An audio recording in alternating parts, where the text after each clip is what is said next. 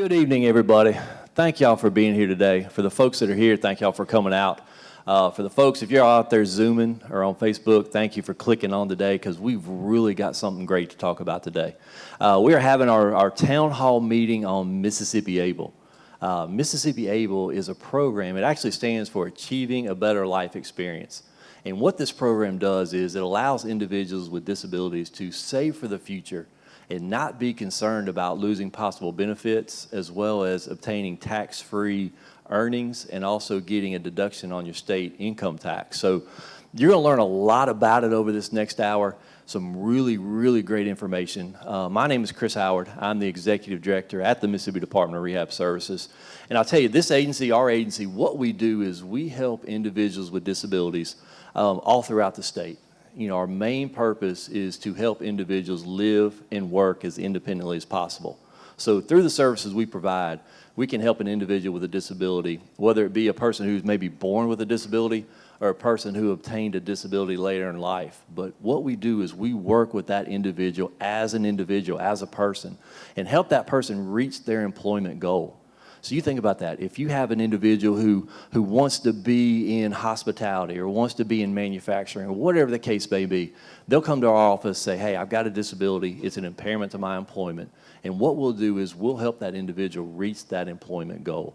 So really, really great work that goes on at this agency. But the reason we're here today is to talk about Mississippi Able. So back in 2017, the Mississippi legislature passed a program, the Mississippi Able program. So our agency, through the Mississippi Able Board, have come together and collaborated and really created this awesome program to help so many people. So again, through this next hour, you're gonna learn a lot about Mississippi Able. You're gonna hear from some of the board members. You're gonna see a video on how Mississippi Able is, an overview. And then you're going to see a success story. You're going to hear from an individual who opened an Able account for their grandchild. And I'm telling you, man, it's going to touch your heart. It is really that powerful of a video. And then you're going to have a question and answer session, because I know as y'all hear this information, you're going to have questions and you're going to want to see what those answers are. So we're going to help you provide those. We're going to look at those and provide information to you. I guess one housekeeping thing, if you're on Zoom, we ask that you please keep your mics muted and that you use the chat feature to ask any questions. If you're joining us today on Facebook, we ask that you message us your question. And then for the folks in here today, you've got notepads and pens on your table.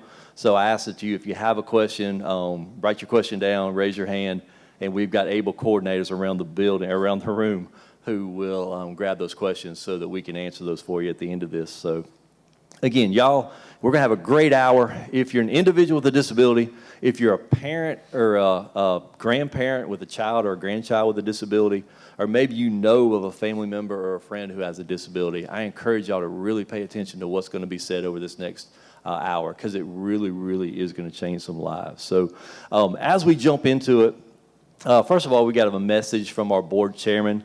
Mr. Rick Courtney is the chairman of our Mississippi Able Board. He's been chairman. This is going on his third year. So, Rick, why don't you give us a welcome? Thank you, Chris. It is my privilege to welcome everybody on behalf of the board, the Able Board of Mississippi, to this town hall. It's going to be really very informative and maybe life-changing for some people. As board chairman, I know that in the planning community for people with disabilities and families of people with disabilities, when Able first became enacted, it was a godsend. It was a wonderful program to allow for planning the financial security and future for children and adults with disabilities without sacrificing benefits like Medicaid or SSI. So you'll learn more about the Able program, how it can benefit you or those loved ones that you know of who may have SSI or Medicaid benefits and need to have some additional funds to do things with, and how you can use it as a planning tool. So again, I'm Rick Courtney, president of the Able Board, and we welcome you to this town hall. Now I'll turn it back over to Chris. All right, great. Thanks, Rick. Like I mentioned, Rick is the chairman of our board. He's been chairman going on his third year. Rick was appointed by the governor through the 2017 legislation. So we have a 9-member board. Rick serves on that board. He has chairman.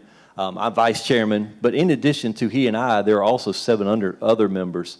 The first one is State Treasurer David McCray. Treasurer McCray is a member of the ABLE board.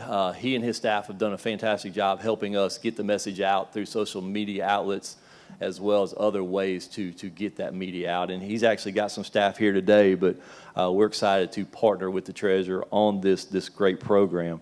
In addition to the treasurer, we also have Miss Wendy Bailey. She is the executive director of the Mississippi Department of Mental Health. Wendy does a great job on the board in helping us get the message out to the individuals she serves in the mental health program. So really 2 great advocates there who help us get the word out. In addition to those 2 members, we also have members who are appointed by the governor. So I mentioned Rick earlier. Kimberly Remack, she represents the 3rd Supreme Court District.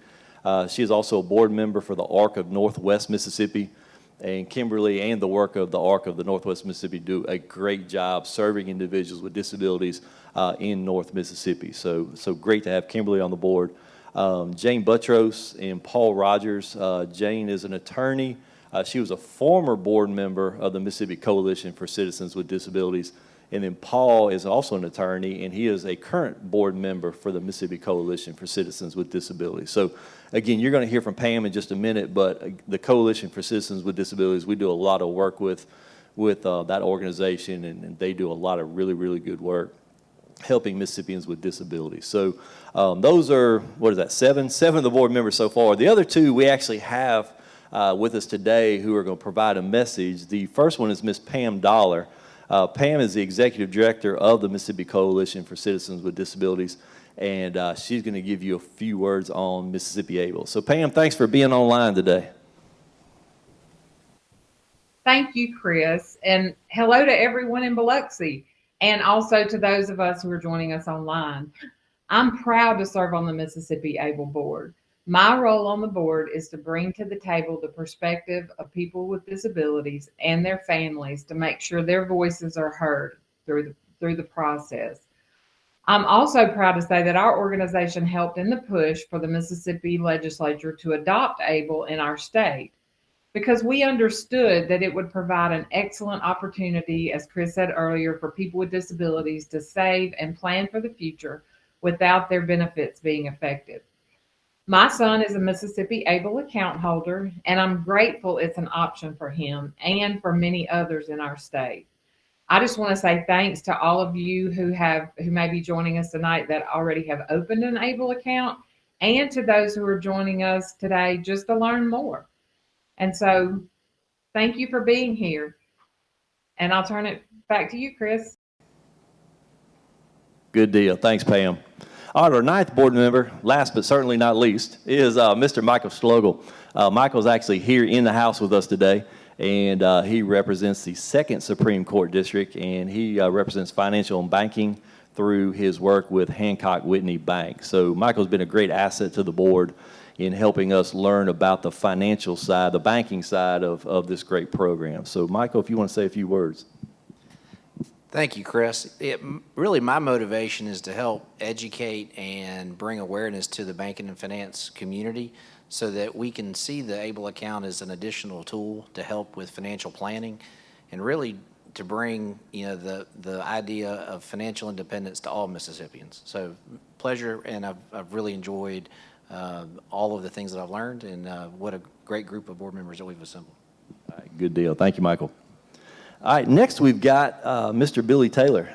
Billy is the Chief of Staff at the Mississippi Department of Rehab Services, and Billy really handles the day-to-day operations of Mississippi ABLE. So he's our resident expert at MDRS, and we've got him here today sitting with Michael. And Billy, if you want to say a few words. Yeah, thanks, Chris. It certainly is an exciting time for Mississippians with disabilities. This is a great new program, and I really have had a lot of fun helping get it off the ground and up and running. So glad to be here. Awesome. Thanks, Billy. All right, so guys, you heard of the board members, you met some of the board members. Now what we're going to do is we're going to show you a video. This is an overview of Mississippi ABLE. It's a great video, kind of shows you the ins and outs and how Mississippi ABLE works and possibly can work for you. So we're going to show you this video and then we'll jump right back on. There's a new opportunity for Mississippians with disabilities to achieve a better life experience. A groundbreaking program called ABLE allows individuals with disabilities a greater opportunity to save and invest money. And what that does is it allows the individual to save for the future, but the big part of that is it does not affect their benefits. They can put that money back for the future and not have to worry, is that going to knock me out of Medicaid or is that going to knock me out of my disability check? The Achieving a Better Life Experience, or ABLE Act, was passed by Congress in 2014, allowing the creation of ABLE savings accounts. In 2017, Mississippi authorized the ABLE program, and Mississippians began opening ABLE accounts in June 2019. ABLE savings accounts are for individuals with disabilities. The savings will not affect public benefits. Accounts can be used like regular bank accounts, as well as for long-term savings. ABLE accounts may also provide tax advantages. Deposits to the ABLE accounts can be as much as $15,000 per year, and in some cases, even more. They should be able to plan for the future, to plan for that leaky roof. If they want to buy a book, if they want to take a class, if they want to improve the housing situation that they're in, saving for that has been an impediment. Or receiving gifts to help them with that has been an impediment. So the important thing about ABLE is that it addresses that sort of cultural norm that we thought you need to be destitute if we're going to give you benefits to help lift you up, and change that into, yeah, we're going to let you manage some money and maybe help keep your life on a more even keel. Residents of Mississippi ought to be enthused about the prospect that now people with disabilities, and we have a large population, I think 25% approximately of Mississippians have a disability of some sort. And now those people who have SSI and Medicaid benefits have a way to save some money, use some other funds without jeopardizing those benefits. So it is a big thing for Mississippi. The requirements to establish and maintain an ABLE account include that a person must have acquired the disability before the age of 26. A person may only have one ABLE account, and funds must be used for qualified disability-related expenses. The Mississippi ABLE program is overseen by a governor-appointed board and is administered by the Mississippi Department of Rehabilitation Services. To learn more about setting up an ABLE account, please visit MississippiABLE.com or call 1-888-609-3469.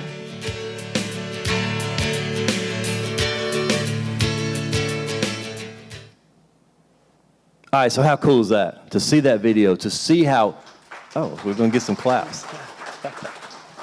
So to see how this program works, to see how it can truly change lives, to see how it can provide the opportunity for individuals to save for the future, whether it be using that money tomorrow or using that money 25 years from now, to save that money and use it for something you need later.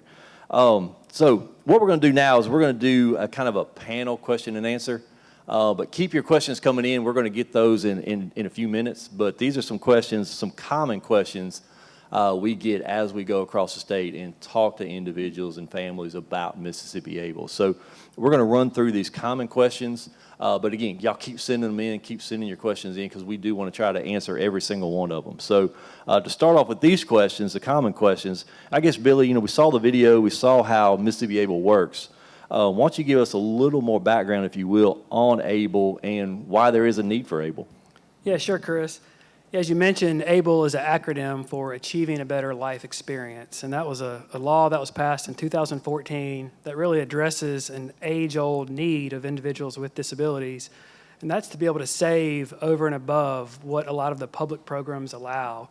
As the chairman of the board, Mr. Courtney, mentioned, you're only allowed to have a couple $1,000s and keep your SSI check turned on, or $4,000 to keep your Medicaid. And really, all the public benefit programs have some asset test within that program. So ABLE allows individuals to save money in addition to the limits that the public benefit programs have in place. So the law was passed in 2014, passed in our state here in Mississippi 2017. And what that law did was basically set up the ABLE board that's in charge of administering the program. So with the help of our agency, we're really able to get this program up and running and off the ground. And that's kind of what we're here doing now, is letting Mississippians know that ABLE is now available in our state and they can start saving money in their name and rest assured that their public benefits will not be affected. Good deal. Thanks, Billy. All right, next question we get is actually for Mr. Rick. Rick, the question we normally get a lot is who can open an account and who is eligible to open an account? Well, Chris, any person with a disability whose disability began prior to age 26 is eligible to open an ABLE account. Just a personal account, my daughter Melanie is 42 years old. She works part-time in our law office. She is also a recipient of services through the Mississippi Department of Rehab Services through the Independent Living Medicaid Waiver Program. And we love your organization for those services. And in order to manage her finances so that she retained her eligibility, as you said earlier, only $4,000 is her asset limit, countable money limit. As her bank account began to grow toward that limit when she began working in our firm, we looked at the ABLE account and said, that's another account we need to open. Now she can put money into the ABLE account that does not count toward her asset limit and keep her other money down below the limit necessary to keep her qualifications for the waiver program. A person with a disability might have had that disability determined by Social Security or Medicaid prior to age 26. In Melanie's case, she's in her 40s and she just opened her ABLE account recently. Or the ABLE account provides for self-certification with a doctor's letter stating that you have the level of disability that would have been approved by Social Security prior to age 26. Fantastic. Thank you, Rick. All right, next question is for Michael. Michael, how much money can someone put in an ABLE account and how can funds be used? Yeah, great question. So the annual limit is $15,000 that they can contribute towards the account a year. And in terms of how can they access it, that was the second part of the question? Yep. So several ways. Probably the easiest would be through a check card function that they would be able to use at a point of sale. They can use electronic funds transfer. We also have actual physical checks that they would be able to utilize. That covers it, doesn't it? Yep. Yeah, so same way that anybody else would access your traditional checking accounts. Okay. Fantastic. All right, Billy, the next one is for you, sir. This one is, are contributions tax deductible? They are. There's some tax benefits both at the federal level and the state level. So at the federal level, the money in the ABLE account grows income tax free. So that's really a great additional benefit that Congress bestowed upon these accounts to be able to, grow tax free over the years. And then at the Mississippi level, anyone who contributes money into an ABLE account gets a Mississippi state tax deduction. So really two great tax benefits there that's, in addition to the reason for the account, being able to save money and keep your public benefits turned on. So very appreciative of Congress bestowing those additional benefits there. To play off that question, if there's a grandparent listening today who has a grandchild with a disability, can the grandparent put money into that grandchild's ABLE account, and can the grandparent receive the tax deduction for that? That's correct, yep. So money can be put into an ABLE account from any source, whether that be from the account owner themselves, a parent, grandparent in your example. It could be an inheritance or a legal settlement. But whoever puts that money in the account is eligible to take that Mississippi tax deduction. So y'all think about that. As we travel the state and we talk to parents around the state who have young adults with disabilities, if you have a young adult, you know the answer to this question you know this question when I say it. We hear it all the time. What's going to happen to my child when I pass on? Who's going to take care of my child when I pass on? Because as a parent, our biggest fear is, are our kids going to be okay? So, through Mississippi Able, actually parents and grandparents can actually put money into an Able account and save for that young adult, save for that child's future. And not only are you helping that child in the future, but you're also getting a state tax deduction on your state income tax. So it's really a win-win situation, and it's a great way to help your young adult, whether it be a child or grandchild, prepare for the future and have that funding source to use when they get older. So y'all keep that in mind. Next question. Let's see, who do we have here? Michael, how does someone spend or withdraw their money? Sure. So, again, with the check cards and the checks that we use, you're able to access it just like any other type of checking or savings account. And then in terms of the types of expenses, there are eligible ones that we can utilize that would be things such as transportation, housing, education, healthcare. You actually heard Mr. Courtney sum up those disability-related expenses in a really unique way one time. He said, anything that you could deem to help somebody achieve a better life experience is a qualified disability-related expense. That's always an easy way for me to remember, what's an eligible expense. If it's helping that individual live a better life, it's very likely a allowable expense. Good deal. Now, I know we got listeners out there thinking, man, this is a great account. But how much is it going to cost? So, Michael, how much does it cost to open an Able account? Yeah, good news is there is no cost to open the account. There is a very nominal monthly service charge of $3.75 just to maintain the account, but it's free to open. That's awesome. So, guys, Michael said it's free to open. But the next question is, what exactly is Able? Is it a checking account? Is it a savings account? Or is it an investment account? Billy, what do you think? Yeah, it's a little bit of all three of those. So whenever you go to enroll in your Able account, you'll have to make some initial decisions about how you want the account to act. You can choose to open up a checking account and utilize that feature, which is, Michael mentioned, you'd get checks and a debit card and that sort of thing. But there's also 6 investment options to choose from, and they range from real conservative groups of stocks and bonds to, the 6th on the far side of the spectrum is the more aggressive groups of stocks or bonds. Or you can make an allocation between those two. You can have half your money going into checking and half your money going into one of the investment options. So y'all think about that. How cool is that? You put the money in the Able account, and you can maybe start using it tomorrow, or you can save it for a long time from now. So, maybe you think, oh, I'm going to put this money back and save it for 25 years, and then your laptop dies, or your car breaks down.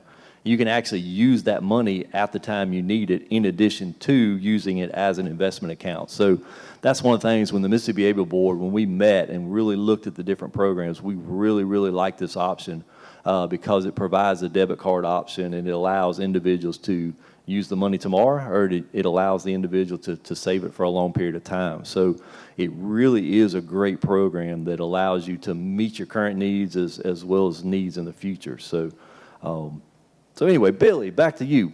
Can you give us a quick 1, 2, 3 on Mississippi Able? I can. Yeah, we have a slide pulled up here, and the quick 1, 2, 3 is, first, do you qualify? And as Mr. Courtney mentioned, you have to have had the onset of your disability prior to the age of 26. So assuming that's right, you go to number 2, is it right for you? And to make that determination, I would suggest going to MississippiAble.com and looking at our resources we have on the website there. There's the legislation that stands up the program. We have all the frequently asked questions there. Basically, all the information you need at the national level about the nuances of the account can be found at our website there. And then thirdly, sign up. You can do that at the website as well, MississippiAble.com. There's a link there to click, and you can sign up in about 15 or 20 minutes utilizing that link. Good deal. So y'all remember, MississippiAble.com. All right, Rick, hopefully you're still online. How does Able compare to and work with a special needs trust? Thanks, Chris. As an attorney who does special needs planning and has for most of my career because of a daughter with a disability, I've worked with a lot of professionals and attorneys and families of people with disabilities to protect Medicaid and SSI benefits. One way that we do that is through special needs trusts. So parents and grandparents, when they're doing estate planning, can create a trust for the benefit of that child or grandchild and say, we're going to fund that now with some money or later through our will or through a life insurance policy. And that trust can be there to hold funds for that child or grandchild's future, and a trustee can use the money to pay for needs that they have. There's no limit to the amount of money that can be put into that type of special needs trust, but it does have some legal costs to set it up and some costs to administer it along the way. If a person with a disability is putting their own money, like a lawsuit settlement or an inheritance, into a special needs trust, and it doesn't matter how much they have, any amount could go, that trust is called a self-funded trust, and it has to have a Medicaid payback when that person passes away. So when the person with a disability passes away, the trust would go first to pay back Medicaid for medical expenses, and then to other people that they want to receive additional funds. The ABLE account can work in tandem with a special needs trust. One difference is that, as Michael mentioned earlier, a maximum of $15,000 can be contributed to an ABLE account in one calendar year. I believe I read today that is likely to go up to $16,000 next year, but $15,000 at one time. So it's like a mini special needs trust for smaller settlements, smaller gifts that parents or others want to make. And I think Billy, I thought he might mention that one of the funding sources that's available is a GoFundMe account. A person with a disability who has an ABLE account can tell their friends, well, come on and help fund my ABLE account, as long as it's below $15,000 for a year. The ABLE account, like the self-funded special needs trust, has a payback to Medicaid at death. So those are the differences and the similarities. Thanks, Rick. You mentioned the GoFundMe page, and that made me think of a question. You know, I'm sure some people are thinking, who all can make contributions to an ABLE account? So say, for example, I have an account. Who can make contributions into my ABLE account? Anyone can make contributions to an ABLE account. As Billy mentioned a while ago, it can be the person with the disability themselves. And in fact, if the person is working, person with a disability is working, which they can work with and still have SSI benefits and Medicaid in many cases, they can contribute an additional $12,080 to the ABLE account over and above the $15,000 that could be contributed by other people. So for a working person with a disability, there could be $27,000 going into an ABLE account during a year. But anyone can contribute. Family members, friends, the person with the disability themselves can all contribute. All right, fantastic. Thanks, Rick. All right, last question we've got on the frequently asked questions is to Billy. And Billy, you touched on this earlier, but can you tell us about the sign-up process and how long it will take, and what do we need to know to sign up? Yeah, sure. I would say the sign-up process would take about 20 to 30 minutes. If you go to MississippiAble.com, it has the links on there to sign up for the account. And a couple of the documents that you probably would need with you is, one, to prove your disability. You'll have to have either the letter from the Social Security Administration determining your disability, or if you've never been through that process with SSA, you can take a form to your physician and self-certify your disability that way. So you need those forms handy. And then also would have to be prepared to think through those investment decisions, whether or not you want a checking account or want to utilize one of the investment options, or if you want to do some of both, just kind of have an idea of how you want the money to be split up. All right, fantastic. Thanks, Billy. All right, next thing we're going to do, as we get together the questions that y'all are sending in, we've got a video for you. This is a video of Miss Marjorie Jordan. She's from Louisville, Mississippi. And her grandson, Markel, has a disability. And in this video, she's going to talk to you about the family opening an account for Markel and how it truly changes the life of that young adult. So we're going to roll this video, and I promise you, man, it's going to touch your heart. It's going to hit you right here. But it really shows you the power of what a Mississippi ABLE account can do. So it gives us a chance to put something aside for him. We don't know what tomorrow's going to bring. Anything can happen. That's money we could have. And what I did is when we set the account up, I set it up so some of it would actually go into a checking account for him so he could spend it on items related to his care if it's something he needs to purchase. But I also put it in, set it up so I invested a portion of it as well so that it would grow some. And again, that's more money he would have if something happens. And as he gets older, he would have something to fall back on to help him out. So you have parents that are afraid for their children to go to work because if those benefits are cut off, they won't have enough to live off. With the ABLE Act, you don't have to worry about it. Let those children work. Give them a chance in life to be what they can be. What do y'all think? Powerful, right? It really shows you real life what a Mississippi ABLE account can do. Really, really changes individuals' lives. All right, now what we're going to do, we're going to go into the question and answers that y'all have submitted to us. We're going to go through these and answer every one of them because, again, we want to make sure that everyone who is listening today, who's here face-to-face and who have jumped on via the internet, get their questions answered. So the first one, I'll jump on it, and it says, eligibility requires that the injury happen before age 26. Is that age limit going to be increased? That's actually a very good question. There's a bill in Congress right now that would up the age to 46, and it's entitled the Age Adjustment Act, isn't it? Isn't that right? Mm-hmm. Yeah, so it would increase the age from 26 to 46.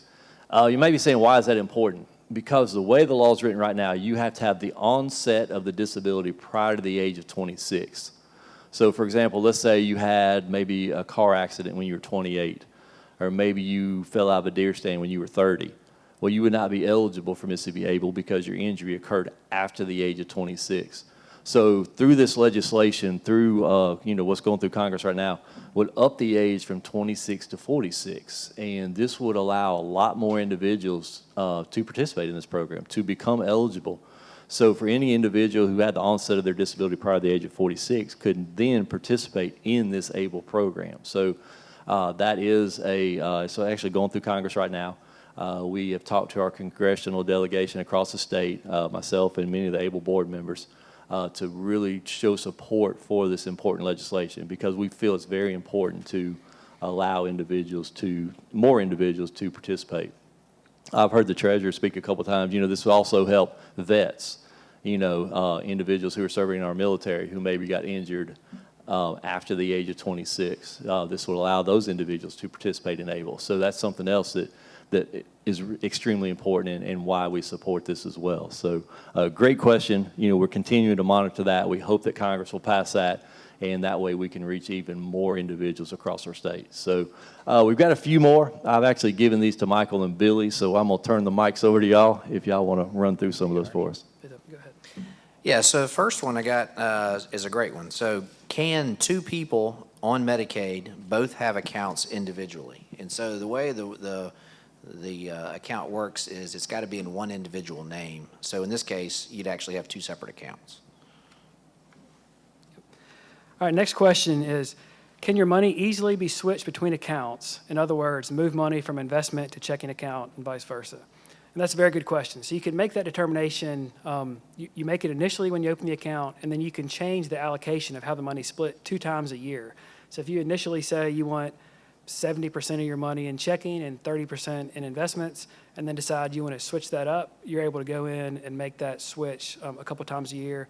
And you're also allowed to change up the investment options you choose from a couple times a year as well. So if you initially want to be very conservative with your investments, you're allowed to go in twice a year and change that if you want to get a little bit more aggressive with your investments. So. All right, next question. Can you open an ABLE account at any bank? And so to clarify, the Mississippi ABLE, think of it as it's its own entity altogether. So you're not really going into any your local bank in your community. This complements any type of banking relationship you already have, if you have one. But Mississippi ABLE, to open the account, go to the website mississippiable.com. You can go to the MDRS facility in your community to get more information, but it's not associated with any particular bank in Mississippi or in the communities that you live in currently. All right, then I have a question that says, with all the recent attention with the abuse of conservatorships, are there any protections in place to make sure these accounts are used for the individual for which it is meant? So we didn't mention a whole lot about this earlier, but Mississippi joined what's called the National Able Alliance, which is a group of 19 states around the nation that are all trying to do the same thing, offer able accounts for their citizens in the most cost-effective manner. And one of the things we have as an alliance is a legal team with our program administrator named a census that reviews the documentation to make sure that the conservator or guardianship does have the legal authority to open up those accounts on behalf of the individuals. So that we do have that mechanism in place. And there is a fraud prevention mechanism where they can put a legal freeze on the account. If they see any kind of activity that looks suspicious, they will freeze that account until they kind of get that sorted out with the fraud team. So there are some protections there. Yeah, we got another one. Is there a monthly fee on an ABLE account? So again, great question. There is a monthly service charge or fee, $3.75, but again, it's free to open the account. All right, good deal. Hey, y'all did such a great job. I've got 3 more for you. All right, next one. Where do you make deposits? So if somebody wants to make a deposit into an ABLE account, where do they go? How do they do it? Yeah, that's a great question that we get all the time because people hear ABLE account, checking account, they just expect to be able to walk into a brick and mortar bank like everybody's used to make that deposit or get that withdrawal. But with ABLE, that's not an option. It's all done electronically. There's electronic transfers of money into an ABLE account from your current bank, or you can get checks issued off your account. You can make the deposits through paper checks. So it's all done electronically. All right, good deal. Got another one for you. What kind of documentation do I need to provide showing that I'm qualified for the account? Yes, that's a question we get a lot as well. So in order to have your disability be deemed eligible for ABLE, you have to have, your disability has to rise to the level of Social Security's definition of a disability. So if you've ever had SSA make that determination, you can present that letter when you sign on for your ABLE account. But if you've never been through that process, there's a self-certification form that you can take to your physician where your physician would basically say, yes, this individual's disability rises to this level and they're therefore eligible for the account. Yeah, and you talking about SSI made me think about it. Sometimes I get this question. You don't have to be on SSI to be eligible for ABLE. Isn't that right? That's right. Yep. There's some individuals that are, working, making plenty of money and are not interested in the supports of an SSI check, but they're still interested in the tax benefits of ABLE. So if your disability was onset prior to the age of 26, and even if you don't have any public supports at all, it still could behoove you to open up an ABLE account for those tax benefits at the state and federal level. All right, 2 more. All right, next one. What if I try to spend my money on something that is not disability related? Yeah, so if you spend your money on something that's not disability related, you have a debit card, you have a checkbook, and you can write a check anywhere you want, just like you would with a normal checking account. You can swipe that debit card wherever you want, and it's going to work. The only issue would be is that if it's not a qualified disability-related expense, then you would lose the tax favored treatment of that expenditure, and that's really a transaction between yourself and the IRS. Like, there's nobody from our agency or the National ABLE Alliance that's really in a position to police those expenditures. You can swipe that debit card anywhere you want, and it's going to go through, assuming there's money in the account. But your account is subject to audit with the IRS, just like your individual tax return is each year. Okay. All right, good deal. What about this? How many accounts can an individual have? For example, in this question, a child with a disability. Can a parent have an account for that child? Can a grandparent have an account for that child? Or how many accounts can, in this example, that child have?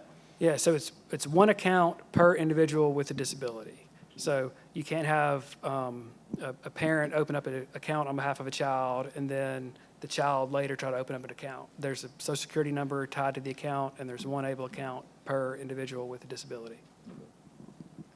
All right, I know I said 2, but we got some more coming in. So y'all keep sending your questions in. Billy said he would stay here till midnight to answer all these questions. So y'all keep them coming in. Next question we've got is, are you limited on what you can spend your money on? So as long as it's a qualified disability-related expense that you're spending the money on, you're perfectly within your rights to do that. And it's even okay to spend the money on something that's not a qualified disability-related expense. I mean, you're not doing anything illegal, but you just have to make sure on your tax return that you make that indication that you spent some of your ABLE account on a non-disability-related expense. So the tax treatment for that expenditure would be different than the qualified disability-related expense. So that gets a little bit into the weeds, and hopefully the CPAs of your tax return, doing your tax return will help sort that out. But yes, you won't get in any trouble for spending the money on a non-disability-related expense. It's still your money to spend. You'll just lose the favorable tax treatment. Y'all see why Billy is our resident expert, right? You see that? All right, another question we got. This individual says he has been disabled for a long period of time. He's not sure where his letter is. Can he simply give his Medicaid number to be eligible? I would think in that scenario, the simplest thing to do would probably be to take that self-certification form to his physician if he can't find his original SSA determination. All right, very good. I'm looking around. Any other questions? All right. Those are the questions we have. Hopefully that answered all y'all's questions. If you have any further questions, please go on MississippiAble.com, or you can call 1-888-609-3469 to get any questions that you have answered. So if you're like me, you may be sitting there 30 minutes from now and you think, oh, I should ask that question. So call 1-888-609-3469 to get those questions answered if you think of another question. All right, so one other thing we've got, last month, during the month of August, we had National Able to Save Month. So our agency, the Department of Rehab Services, along with the Mississippi Able Board, we spent a lot of time last month trying to get the word out about Mississippi Able. And also thanks to a grant that we received, oh, my mind went blank, from the Mississippi Council of Developmental Disabilities. The Mississippi Council on Developmental Disabilities partnered with us through a grant to provide a funding opportunity to award the first 20 individuals who opened an ABLE account in August $100 deposited into their ABLE account. So we're excited to report that over 40 individuals opened an account in the month of August, and the first 20 of those 40 received this $100 prize. And we've got some of the names I think we're going to show you. You've got Leslie King from Lincoln County, Sandra Wells from Washington County, Audrey Calderon, I hope I'm saying that right, from Forest County, Haley West from Lee County, Ashley Miller from Jackson County, Tara Jones from Forest County, and Jayla Jones from Hines County. So if my math is right, I think that's 7 individuals. So 7 out of the 20 we wanted to tell y'all about. But here's the exciting part. Of the 40-plus individuals who opened an ABLE account, we are fixing to spin a wheel for a $500 grand prize. So y'all ready for this? We are going to award one lucky winner who opened an account in the month of August a $500 grand prize. So, all right, ladies, y'all ready? Spin that wheel.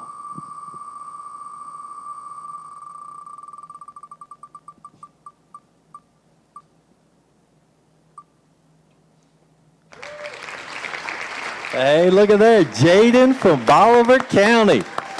You are the lucky winner of $500. If I wasn't 52 years old, I'd jump up and down, but I might pull some. But anyway, Jay, congratulations. We are so excited that you won that $500, and we're going to deposit that into your Mississippi ABLE account. So congratulations. So in closing, I hope y'all really got a lot out of this town hall meeting. This is something we want to do across the state. Of course, we came to the coast to do this one here. But, you've heard a lot of information about Mississippi ABLE. And if you think about it, it's such a great program to help individuals save for the future, to help grandparents and parents put money back for their young adult who has a disability.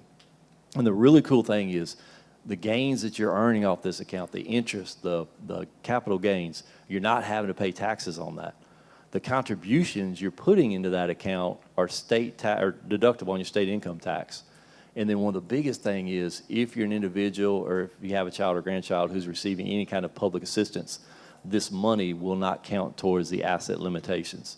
So it's really a win-win-win for individuals to save for the future. Again, like one of the questions before, it's limited to individuals who have the onset of their disability prior to the age of 26. So you could be watching right now and be 65 years old, but if you had your disability prior to the age of 26, you would be eligible for this program.